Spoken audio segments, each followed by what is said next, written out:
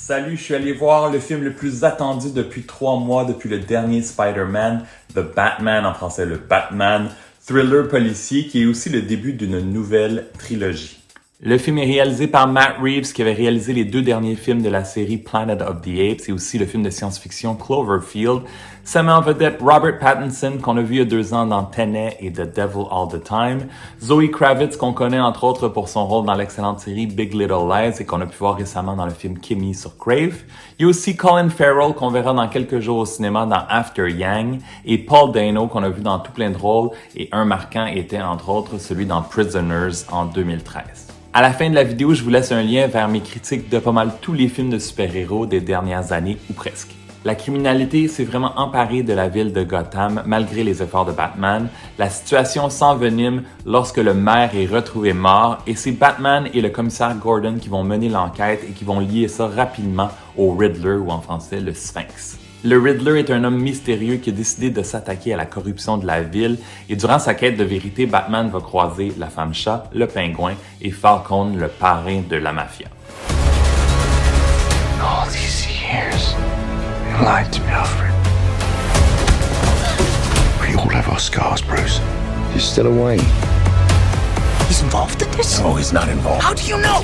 He's a vigilante! Ça fait déjà 10 ans qu'on a eu un très bon film de Batman à mon avis, The Dark Knight Rises en 2012. J'avais adoré la série Dark Knight. Depuis ce temps-là, on a eu Batman vs Superman, Justice League, des films que j'ai beaucoup moins aimés de mon côté. Une chance qu'on a eu Joker durant ce temps-là aussi. Dans The Batman, on a le droit à des morts, des énigmes, des scènes de crime. Plusieurs comparent ce film à Seven de David Fincher, mon film préféré de tous les temps. Une ambiance, une atmosphère très dark, très lugubre, peu de soleil, tout le temps pluvieux ou presque. C'est un film qui est très lent, qui aime prendre son temps. C'est un film qui se prend très au sérieux, il y a très peu d'humour à part, surtout pour le Riddler, et c'est correct comme ça. Le casting est parfait, Robert Pattinson campe un Batman vraiment intéressant. On le voit très peu dans le rôle de Bruce Wayne, très emo. C'est vraiment plus dans la peau de Batman que vous allez le retrouver ici. Zoe Kravitz est une femme chat très charismatique. Elle est aussi le love interest de Batman. Une chance que ce côté romantique ne prend pas trop de place. Colin Farrell est complètement méconnaissable et Paul Dano est hallucinant, tellement creepy et il est une des grandes forces du film. Il ne faut pas oublier les acteurs de soutien qui sont vraiment excellents aussi. Jeffrey Wright, John Turturro, Andy Serkis, entre autres. Et heureusement, dans ce Batman, on retourne pas au tout début, la fameuse attaque des parents dans la ruelle, les perles, ça, je suis plus capable. C'est correct. On a passé à d'autres choses. Dès le début du film, j'ai été happé par l'esthétisme sans faute. La musique instrumentale qui est répétitive mais efficace, qui est vraiment parfaite. La chanson de Nirvana, Something in the Way, qu'on entend au début et à la fin, ça, c'est vraiment un match parfait aussi. Les décors, les costumes, la direction photo, la lumière, les prises de vue comme la shot complètement sublime de Batman à l'envers dans la pluie avec le feu en arrière qui reste gravé dans ma mémoire. Wow!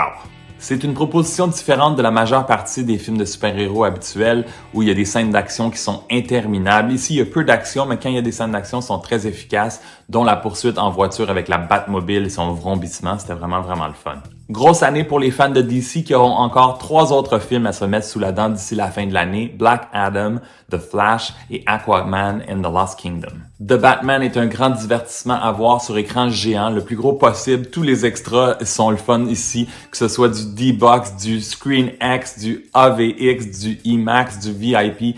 Lâchez-vous lousse. Les fans de la série seront ravis. C'est vraiment à voir. Ça dure 2h55. Oh oui, prenez-vous un bon café ou achetez-vous une bonne collation. Ça vaut vraiment la peine. Je donne 4 étoiles et demie. Ça, c'est rare sur 5.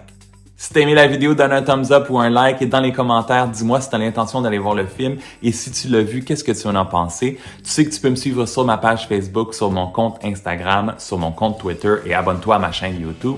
Dans les prochains jours, je vais vous présenter mes prédictions pour les prochains Oscars avec Simone FB et aussi mon 5e coup de cœur en série. À bientôt.